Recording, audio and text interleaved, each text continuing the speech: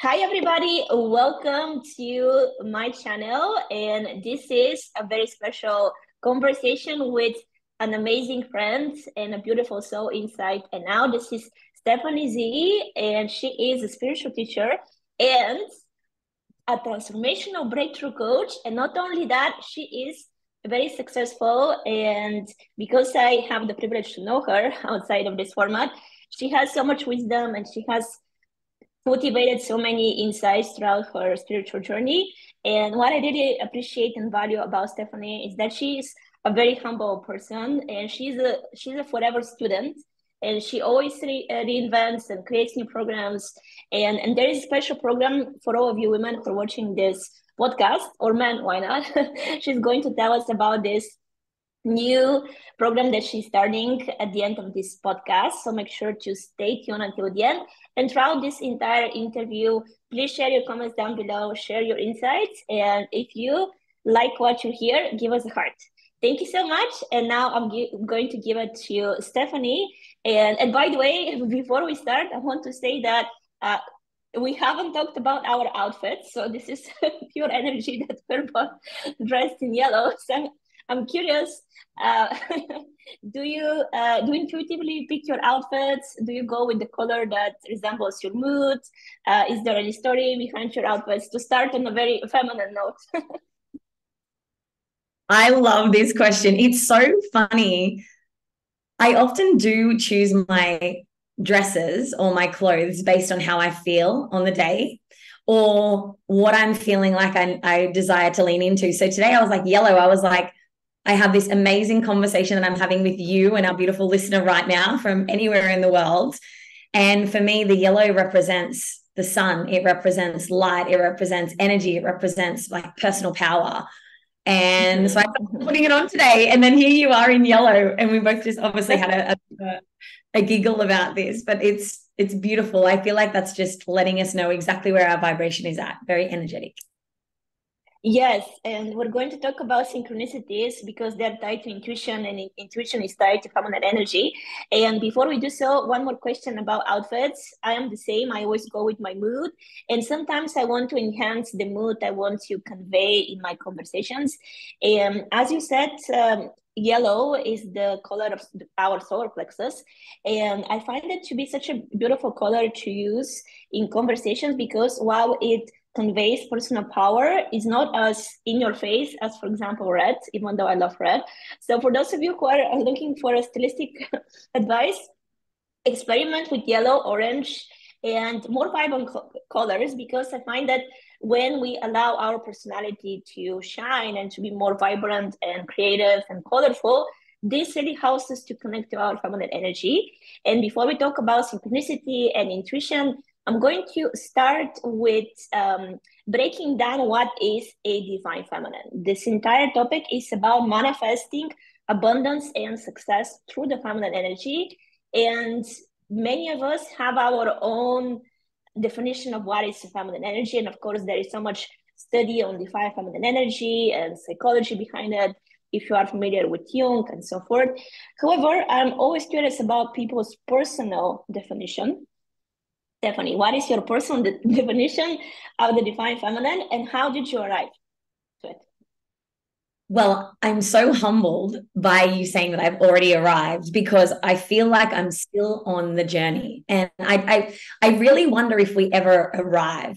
Like I always feel like, and you would know this, and I'm sure our listener would know this, that the more that you grow and evolve, you realize there's always another level. Like there's always another layer. There's always the next piece. So maybe when I'm about to take my last breath, I will be able to let you know if I feel like, hopefully that's in like when I'm over 100, we're putting it out there.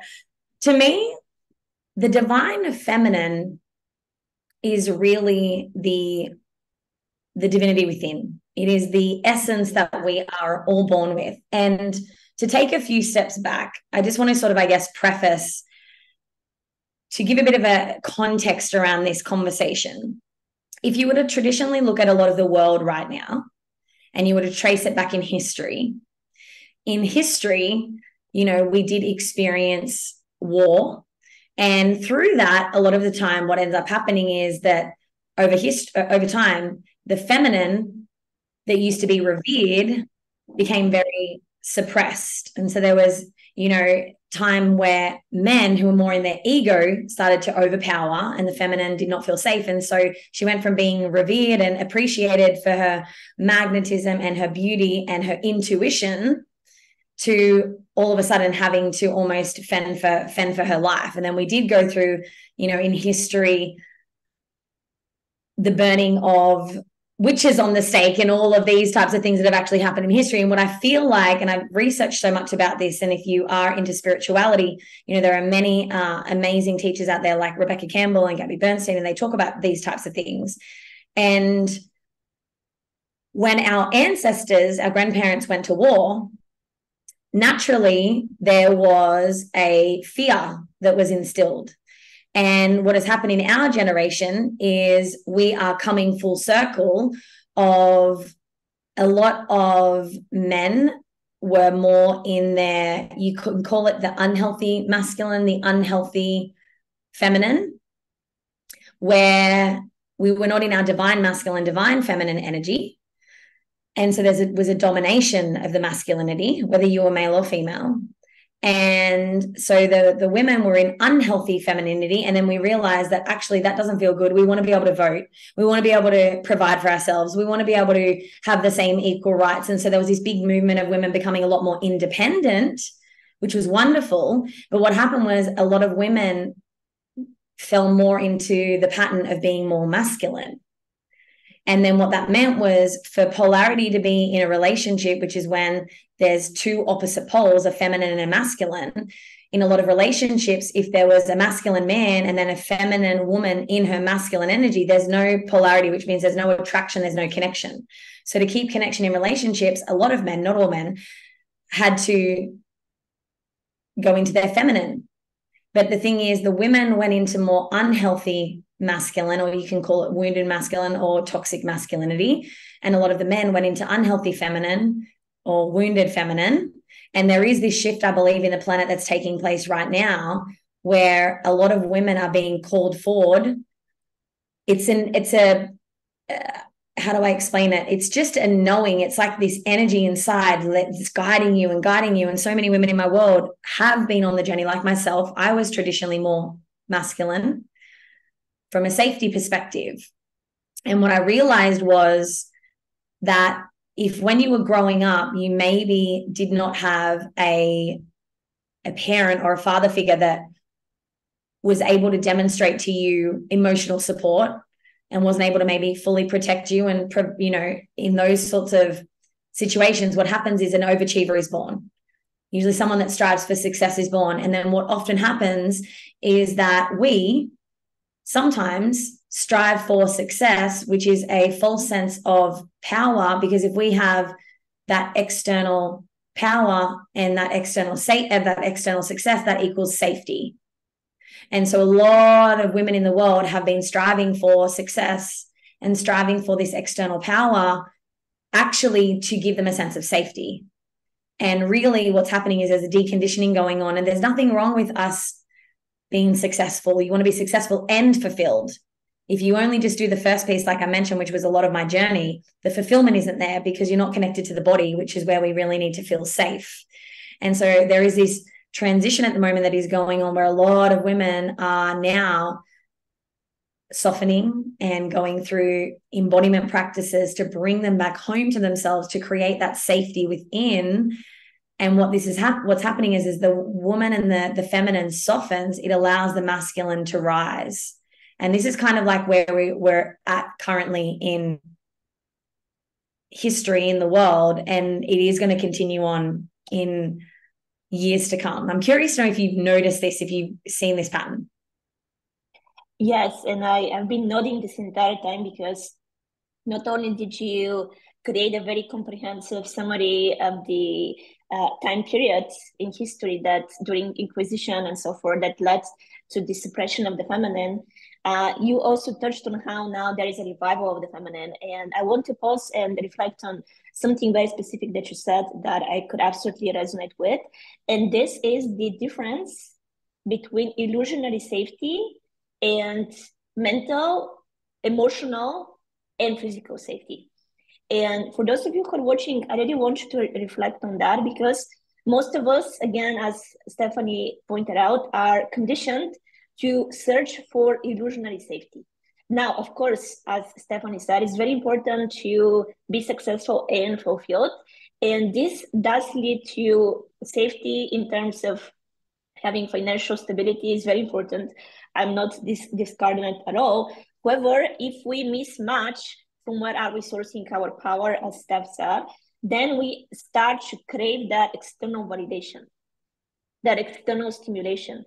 And on the other hand, when we cultivate this inner safety, when we know that we are okay, even if we haven't received emotional support from a paternal figure, especially a father, like many of us, or a missing mother, it could be similar.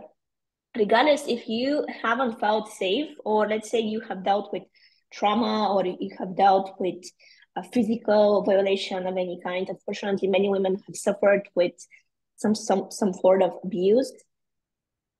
And what this creates is an aftermath in your body where your nervous system is always whacked and dysregulated, which leads to you living in a fight or flight, even if you are financially successful, even if you have a 6-figure and more annual salary, even if you have savings, even if you have an emergency fund, even if you have a house, even if you have a dog or a cat, unless you feel safe on the inside, you'll always feel that shakiness and that feeling that something is off.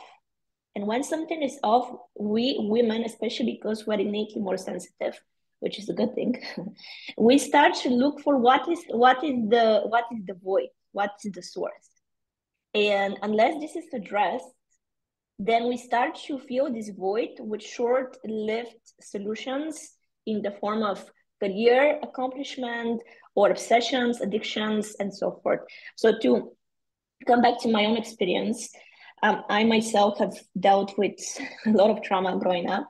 And again, synchronistically, we started this conversation on talking about color. Now, both of us are wearing bright colors, and there is no coincidence in that. There was a very dark period in my time when I was wearing all black, like very dark eye makeup, and this was my inner state. By the way, let us know in the chat if you have dealt with something similar, where you find yourself expressing yourself in a way that wasn't your true authentic self. Because I feel like most of us are, especially women, we have that creative desire to be colorful. And when we don't feel safe, we may actually fear that if we're visible, a color makes you visible. If we're visible, we're going to be in danger. We're going to be squished, or we're going to be punished, or someone is going to tell us to go back and take the back seat. And this is where women and men, of course, whoever in this context, women develop people pleasing, because they want this external validation in the form of safety. I'm going to do exactly what you want me to do so that I feel safe, that I'm not going to be abandoned. So I'm going to pause here because this in itself is an entire topic. So just to sum up this first part of our conversation, ultimately, regardless of where you are on your journey, both Steph and I have so much compassion and excitement that you are on this beautiful journey of self-discovery and honoring yourself, whether you're just starting out, whether, as Steph said, you are in the process, and there is always the next level. I totally agree with that. Regardless of where you are on your journey, you can start at allowing yourself to be safe in your body, doing conscious breathing, doing gentle yoga, going for a walk, grounding yourself. And speaking of that, I know that Steph has a daily routine that sets you up for this type of success and connection to your body. If you are to give our viewers and listeners a few action steps that they can take every single day to feel more connected to their bodies and feel safe, what would you suggest? I will share this. I also wanted to share a little piece about the divine feminine and the divine masculine. So I'll share that piece, and then I will give a few embodiment practices that I personally have instilled in my life now. The important piece that I've come to understand along the journey, like a few years ago, I set the intention that I really wanted to integrate and embody my own divine masculine and divine feminine. So I will share, if you set that intention, you have to be very careful, because what you ask for, you will receive. And we always have to usually go back, I often share with my clients, the taller the skyscraper you desire to build, which is your dreams, your wants, your desires, the deeper you have to go. You've got to go deeper into the foundation, the taller that you want to go. And you also have to build a structure, which is the masculine. And that usually means that we have a desire and we have a want and we put it out there, and then our creator says, you must grow. And so usually the very thing that is, the key for us to unlock that desire is often something that has happened in our past, and we have to go and, discover what that is, and go through different modalities to shift those things, which is why mentorship and coaching is so powerful. But I really feel like the divine feminine, the divine masculine, it actually hasn't got anything to do with anybody else.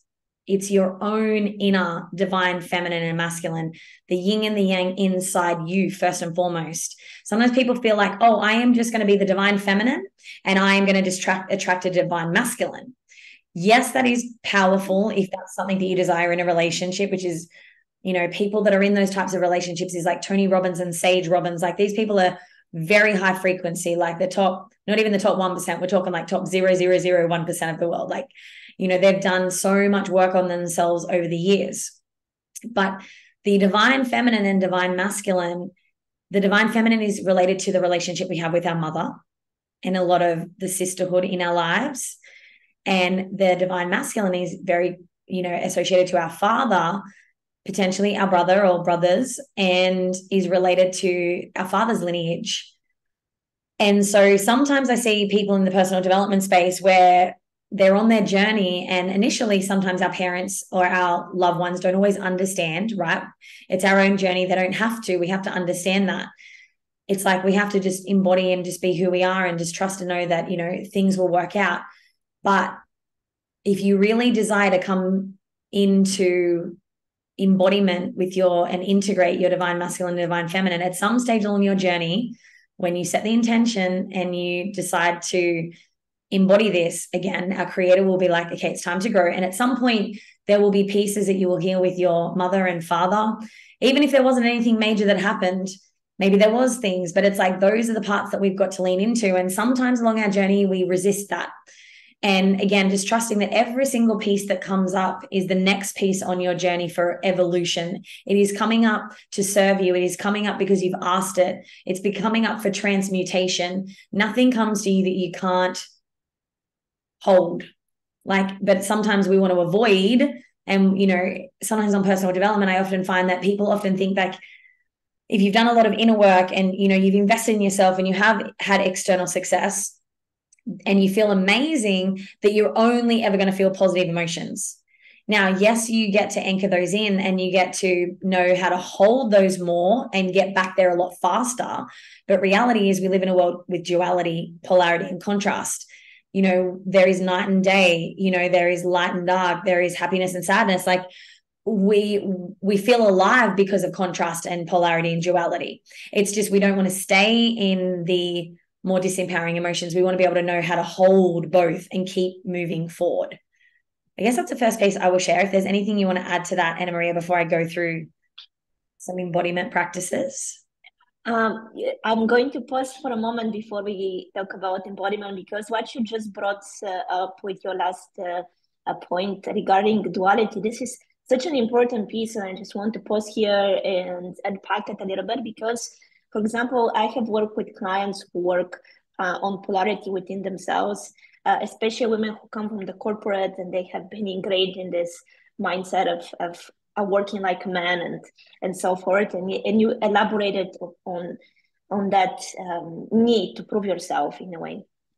And you also made another very important point of having the sisterhood of women who can elevate you. And I feel like for many of us, especially myself, because I grew up as an overachiever, high achiever, as you said, and it was so difficult for me to be vulnerable in the beginning of my journey. And it wasn't until very recently when I started to open my heart and to connect. And it's so interesting because in the beginning, I would connect to men much easier than I would connect to women, which again came from that connection to the divine masculine and the numbing of the divine feminine. So again, just to sum up this aspect, again, if you're still figuring out where you are on the spectrum, ultimately, the way I see it, the feminine and the masculine energies, they're so fluid and they balance each other. And as Stephanie said, we need them both, and they both serve a very important purpose. As everything in life, that aspect of polarity is so important because Steph, I am exactly on the same page like you are regarding that awareness that life brings us breakthroughs, opportunities for growth when we allow ourselves to have these dips. For example, when I work with business owners and they freak out when they have a dip in their business because they take it so personally, and I help them to reframe that. This is an opportunity to either discover if you're passionate about your business, to discover if there is another way to have revenue, to discover if you have other passions and hobbies and interests. And this is my mention in the beginning that one of the traits I deeply value about you is your ability to reinvent yourself. And for the time I've known you 2 years, I have seen you do so many different things. And even in our personal conversations, I noticed that you're always driven by that desire to find what is your next source of inspiration. If when something is not working, you're brave enough to walk away, which is also that ability to balance the feminine and the masculine energies, because when the feminine energy is unbalanced, then we actually could become people pleasers and we can become too shy or too uncomfortable to say what we need, what we want, to remain in stuck relationships, whether this is romantically or professionally. So before we talk about embodiment, which is the second piece of this conversation, I want to pause a little bit more here. Do you have any experiences from your life or maybe from clients where women were in that position of wounded feminine? So we talked about when women are in the masculine, and now we're going to touch on women who are in the imbalanced feminine. So can you elaborate on that? And after that, we're going to continue with the embodiment. So I feel like they actually go hand in hand. I feel like if you are, and we can call it the wounded or the unhealthy. Unhealthy is a bit of at least a softer, nicer name. Unhealthy masculine, then we're in the unhealthy feminine. So they actually do go hand in hand. And usually one is more dominant than the other. And there are moments in my life and definitely my clients' lives, like if, similar to what you've been sharing about, I used to wear black. I used to always have guys as friends because they didn't gossip. They weren't bitchy, like they were safe. That's what I realized over my journey. They were safe. Now, thankfully, I've evolved beyond there and I've healed parts of myself and I have the most extraordinary women in my life that are friends and mentors and clients. Like, I'm so blessed. But it used to be very triggering for me to be, what I found was, this is the unhealthy feminine, the wounded feminine, is I was great at spending time with a girl or a woman before it was before we were really in our womanhood. We're a different version of ourselves when we're still in our little girl. Even if you're in your 30s, there's a difference between graduating from us being more of our little girl into womanhood, and that's a whole, again, different discussion and journey in itself. And I used to be able to spend time with women one-on-one and catch up, and it was like very safe. But as soon as there was a group, it brought up all of my feelings of being bullied in high school. And I would start to notice, and I also, if anyone's ever done human design, I have an open emotional center. So I pick up on other people's energy and emotions, and I can feel, and I'm very intuitive, I'm very psychic. So straight away, if someone is judging or someone's thinking a particular thing, I can sometimes hear thoughts. I've had it confirmed by people. I have just energetically, I can just tell. And so straight away it's like radar, not feeling safe, not feeling safe. And I would shut myself away and I'll be like, it's just easier to not spend time with those people. Now, gratefully, I have consciously chosen to heal these parts of myself and do the inner work. And it has been a journey. And I no longer really attract that in my life unless I have friends that have extended friends that I don't use, that aren't in my inner circle that I spend time with. But I'm like, I can hold my energy well enough now and understand, and I can come from a place of love and compassion and not need it to mean anything, and instead be the example of what is possible. Instead of the unhealthy feminine can sometimes we collapse our energy and we become like you mentioned, like a people pleaser, or we become someone that is over emotional and oversensitive. And this was my pattern. There was a relationship that I was in a few years ago, and I talk about the crazy eight, where in a relationship where this is what takes away polarity in a relationship is women, there's what's called the 3 C's and the 3 U's. So women often do to men, we criticize, we close off, and we try to control. And then for women, men often don't mean to, but they make us feel unseen, unheard, and unsafe. And so what often happens in a relationship, and what happened with my relationship, was I was criticizing to try and make things better. Because if a woman, like let's say you, Anna Maria, comes out and you're like, should I wear the red hat today or the yellow hat today with my outfit? And I'm like, oh, you know what? The yellow goes with yellow. Like, it looks amazing, babe. We actually make things better for each other. You know, should I wear a nude lipstick or a red lipstick? Should I wear this blush or that blush? Do you like the earrings or not the earrings? So we actually give constructive criticism and we ask for it. And that's what we're wired to do. But with men, they don't ask for it. So we give unsolicited advice. And so women are always trying to make things better. And that shuts down a man's masculinity. And so for the wounded feminine or the unhealthy feminine, this is what we often do. We criticize and we try to control when we're not feeling safe. And so then the man will make us feel unseen, you know, unheard, and we feel unsafe, and it shuts down both of us. And then we go into what I call a stalemate, where we have our swords up. And it's like, I want to be right. No, I want to be right. And each person is getting triggered, not understanding why. And it's because you need to focus on the solutions of each of those areas, which is what I, do with all of my clients. And so a big thing that happened to me in my relationship is I was very oversensitive. So I didn't realize at the time, I was unaware of it, right? I was completely unaware of it, even though I had done a significant amount of personal development at that stage. I was criticizing him. And he wasn't listening to me, but it wasn't that he wasn't listening. He wasn't being present. Mm-hmm. So he wasn't making me feel heard, because every time I would try to say something, it was like he had to defend himself.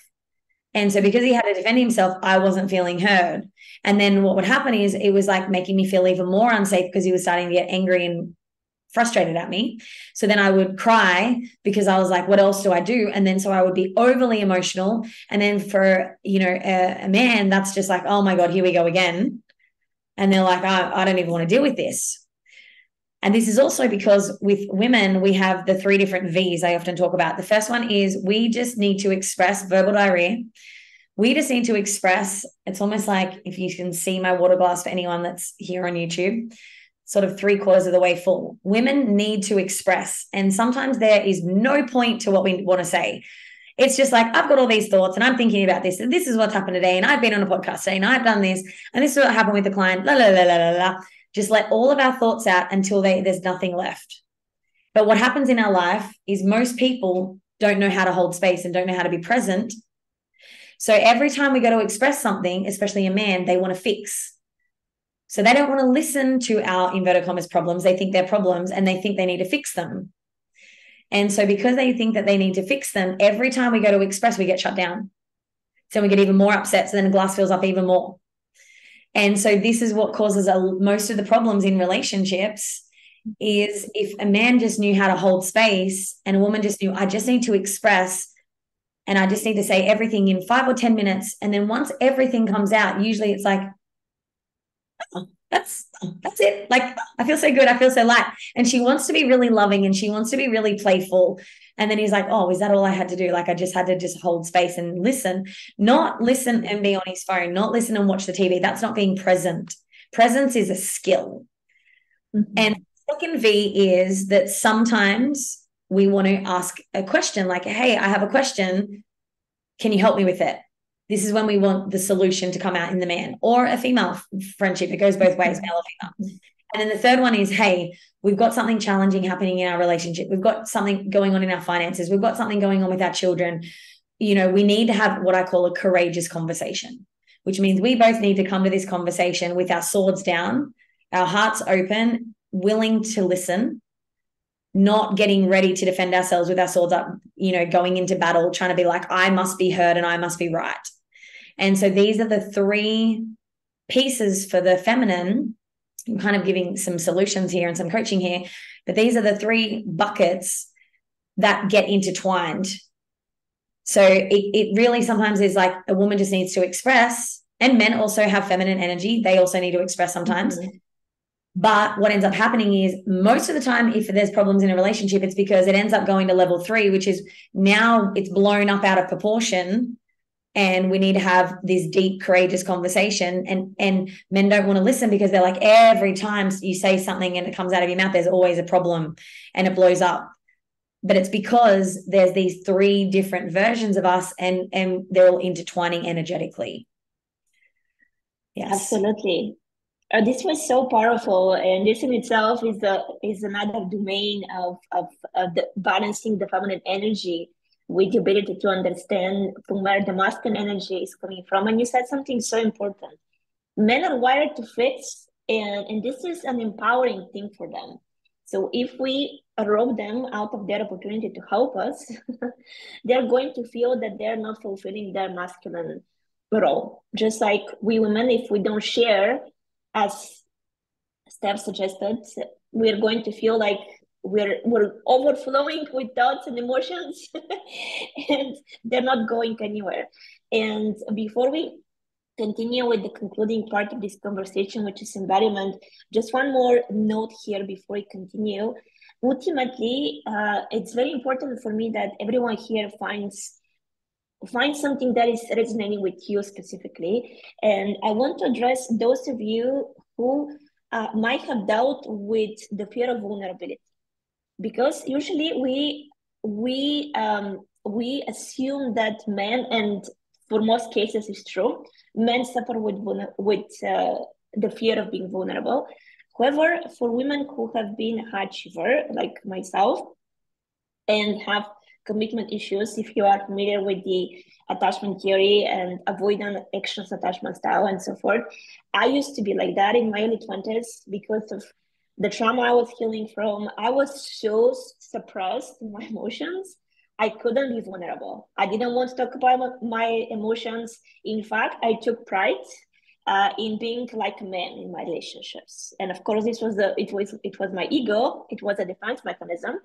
And later on, as I was unpacking and connecting the dots and understanding my patterns, I realized that it was my fear of being authentic. Because when you're authentic, you could be hurt. However, only a heart that is open to be hurt is open for unconditional love. And this is why whole people attract whole relationships. A healed person attracts a healed partner, right? So this is something important to consider. This is why coaches like me and Steph and many other amazing, exceptional coaches are all about the inner work. Why? Because when you have the inner work, you really start to attract, whether it's success or relationships or anything that you want, even better relationships with children, family members, and so forth. You attract them from a place of safety and wholeness. So to sum up my journey, how I was able to overcome the fear of vulnerability, it was through this understanding that I attract who I am. And I realized that I was attracting men who were emotionally shut down because I was emotionally shut down. And as I started to open my heart, I was able to attract the love of my life, who is my boyfriend, and he is very balanced between his masculine and feminine energy. I give him the freedom to help me, and he gives me the freedom to share about my day. And I was smiling when I was listening to stuff because this is totally me. At the end of my day, I'm like, Dave, this happened, this happened, this happened, this happened, this happened. And I am always so excited. I'm so passionate about what I do, and he listens. However, again, as Steph said, this is very important. Make sure that you don't overshare. And a pro tip: share when you know that your partner is able to listen, because sometimes men, they're more compartmentalized in nature. They need time to compress, decompress. They need time to be with themselves. So make sure that before you dump everything that is happening, you ask if they're in the energy to listen. Just on that as well, some of my clients, a lot of them that come into my world, and I early on in my years used to say this, when we feel a certain energy, it's like we're not feeling safe, or we're upset or activated or triggered by something. Sometimes what happens when we don't yet know how to raise our frequency or raise our vibration or to clear our energy field, we want to do what some people call vent, or you just use the word dump. Now, I want to just share a piece of wisdom for you here right now, whether you're listening on YouTube or whether you're catching the podcast. Use the word, do you have a moment to hold space for me? Because to me, venting or dumping is, I feel like crap and I'm going to now give you all of my crappy feelings so that now you take on my crappiness. But if we say express, it's like I'm aware consciously of what's happening, and I'm asking for permission to ask, does this person have their energetic capacity to actually hold my stuff right now? Because sometimes, as you would know, I'm sure that there has been moments where you have expressed to someone else, and we'll use the word vent because probably there's been moments where we've all done it, and someone else was at the end of their tether and they had nothing in their cup, and yet we went and just pushed them over the end. And vice versa, we've had the same thing done to us. When we're like, I am like on a string right now, like I've got no energy left, and then someone just comes and dumps and you're like, oh my God. So just be mindful of like, how would you like someone to honor your boundaries and honor your energy? And if you start asking for that with someone in your life, you're going to also teach them how to also, you're going to inspire them to be like, oh, I've never had anyone ask me, like, have you got the capacity to hold space? The other piece that's a powerful piece is, imagine there's a box in front of you. So if you do have a partner and you're like, do you have the capacity to just hold space for me, or a friend? You imagine a box in front of you. So you imagine everything they're sharing is going into the box, so it's not coming into your energy field. And then that way, at the end of the conversation, if it's 1 minute, 5 minutes, 10 minutes, you box it up and then you just throw it away. That's what I do. Because you heal, and as you grow, you will become way more sensitive to energy. I even had a situation yesterday with my beautiful cousin who is starting her own business, and I was, going through some things to support her yesterday, and I could feel her energy. There was something going on. And we were sitting down and I was going through some things, and I then felt it in my body, and I was like, whoa, I've picked up something here. So I said, are you open if we do like a cord cutting, if we do some clearing? She said, yes. And as soon as I did this, like I instantly felt the energy move out of my body. And then when I opened my eyes, it just took like a minute. I said, did you feel that? And she said, yes. Did you feel that? And I said, yes. And we both noticed the energy completely dissipated. But when you're not tuned in as much to your own energy field, because there's so much chatter going on, or, you're not used to it, it's a lot harder to distinguish, when you have a lot more of a clean energy and you intentionally do particular practices every day that raise your frequency, you notice when something's come in and you're like, oh, that feels a little bit off, and you can clear it. But it's like, it's a bit like, I often joke about the jungle. If we have an overgrown jungle, and you're desiring to come and plant a seed, which a seed is like to grow a rose, let's say, which is your dreams and your desires, you plant the seed around the jungle, and then it's like you've already lost the seed. It's like, how well is that going to grow in a jungle? It's not going to grow very well. So we've got to clear out the jungle to make space. Now it's like, all clean cut grass. So if something comes along like a weed, like, which is a different energy, it's like, oh, I've noticed that that's there, and you can pull it out. Whereas if you've got a jungle, another weed pops up, you don't even notice it. And this is the power of, the inner work that Anna Maria and myself have been sharing with you. And this beautifully unfolds into the last part on embodiment. And speaking of that beautiful energy, and as Stephanie said, especially as you are stepping into your feminine energy, you're going to blossom like a flower. And when our heart is open, we can feel all the good emotions. However, as Steph said, we're also receptive to feel when someone is feeling nervous or anxious or frustrated or negative, or they're lost in their own chatter or doubt, or they're projecting their own bias on you and so forth. So I cannot help but ask one more question, which is a transitionary question, and it has to do everything with the body work ultimately. I feel like all of us who are more empathetic or psychic or can feel energy have felt when someone is just taking all of our energy. And ultimately, I find that it's so important to feel safe in this type of conversations. You gave a very practical suggestion with imagining this box where you can just remove it from your energy field, or you can perform a cord cutting with a professional. Is there anything that you do to how to put it? I'm really curious, when you are interacting with someone who is obviously in a negative energy, is there anything you do to shift your vibration, to shift their vibration, or you just accept where they are and you protect your energy field? It would depend on who it is and what the relationship is. So if it's a client, I would, like, I know how to cut cords, so I put my hand in front of me, or I would just say a little prayer and just say, please Creator, please Source, please God, remove this energy from my field, and please, take it to the seventh plane to be converted into pure white light and love. So I may say that prayer, I may put my hand in front of me and cut the cord, or just say I'm removing their energy from my field, just simply. You may feel it coming in and then you just ask to be removed. With a client, if I'm on a session, we would very likely do a meditation together. We may go through and do a breath work, like a 10-minute one, rather than like a lay down one, like a sit down one, to shift some energy. We might do some feminine embodiment movements, some like lion's breath.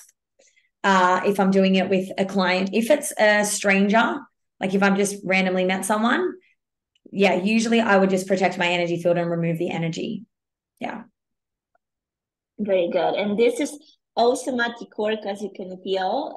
And it's, of course, it's also a mental work and emotional and physical. For me, everything comes together. And we're going to finish with your top 3 tips on connecting to your body and finding that safety, femininity, passion, even perhaps evoking your sexual power, which is tied to your sacral chakra, creativity, and so forth. So for me, I find I connect the most to myself when I love meditation. So first and foremost, I believe that anything that we want to create externally comes from internal. Like everything that governs our universe is energy and vibration, and we can't see it. We can't see energy, but we feel it. We can't see gravity, but it's there. We can't see oxygen, but it's there. Like some of the we can't see thoughts, but they surely govern our whole entire life. So I'm really big on connecting internally to my heart space first, and to then my creator. For me, it is God. Once upon a time, it was just the universe. I have, continued my own spiritual journey of my own relationship with my creator. So it's always for me, like recently, and I never used to do this, but I've actually been just saying a little prayer. I'm not religious. I've never been one. I didn't grow up going to church. It's my own journey. And I just say a prayer for the day, like I did at the beginning of this, podcast, as you know, Anna Maria, like I said a prayer for everyone here. And I've been doing that in the mornings because I really feel like for me, when I connect to that greater intelligence, my day just goes so much more smoother. So that was the first thing I did this morning. And then for me, it's meditation where I'm closing my eyes and having introspection. And then I'll just share another piece. For me this morning, I did an activation, which was an activation where I had my eyes closed, and it was really about creating safety in the body and allowing myself to activate my pleasure centers. And so it's purely guided by one of my mentors. And it's just really opening up the body. And just, again, you don't need to do anything. You're just listening and you're being guided that way. Otherwise, sometimes I do depends on the day and what I have going on and how much time I have, but I may do a breath work to clear my energy field, or I may do feminine S movement. Sometimes there may be where I'm connecting a lot more intentionally to my body and doing those types of practices. It depends on how I'm feeling on the day, what I've gone on for the day, the time that I have. There's so many different variations, but I guess they are a few sort of key pieces for myself that I do.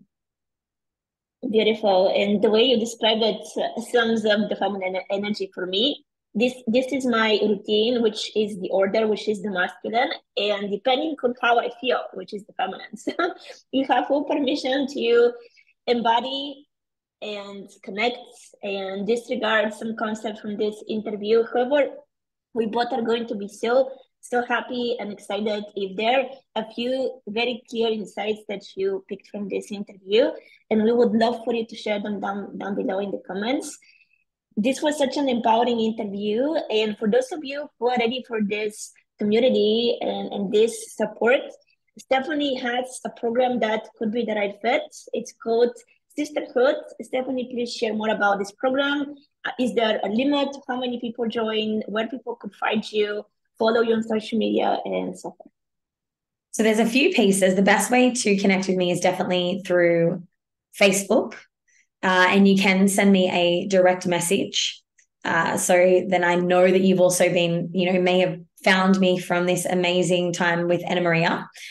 I also have, firstly, a Facebook group where I do offer a lot of, free masterclasses, free challenges. Like, there's so much wisdom that I share in one of my groups that is called the Soul Circle. So that is purely a free Facebook group, and we'll pop the link down below. So if you feel called to it, you can just absolutely add yourself to that. And yeah, there is an amazing feminine embodiment program that is called Soul Embodiment. And I have some of the most incredible women that are on this journey with myself at the moment. And there are 6 months options and also 12-month, windows where you can come along this journey. If you feel called to it, you are most welcome to reach out to me and send me a direct message. And I offer sacred calls and also what I call like discovery calls, where, depending on what you're going through, you may not know what's right for you. I have like a plethora of amazing, programs and ways that I can support along your journey for all different investments, lower and medium and high. Like, it just depends on where you're at and what you've done. If you are new, or if you're been in the game for quite a while. And so, having a call together, to even get to know you and to find out how I could support you and to share those with you would definitely be the first point of call. Thank you so much. And I highly recommend that you follow Stephanie and work with her, because she has so much knowledge and she's very passionate about what she does. This is Anna Maria from Luna Voda Coaching. Luna Voda, in my native language, Bulgarian, means moon water, and it represents this energetic energy between the moon and the water, the guidance of the moon combined with the depth of water, and the hero's journey of stepping into the unknown, embracing the fear, and creating the life that you were meant for. Thank you so much, and we'll talk to you very soon. Thank you.